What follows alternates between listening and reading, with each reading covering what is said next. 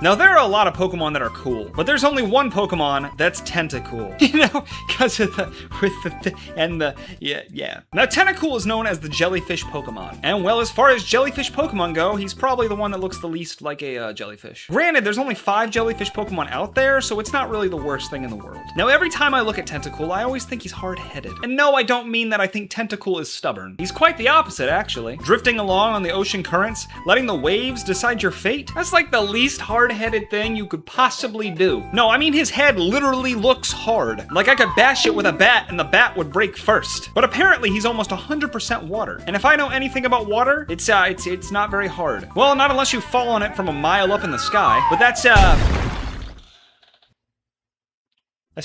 bit different. Now, there's a lot of Pokemon out there that are cruel, but there's only one that's TentaCOOL. Because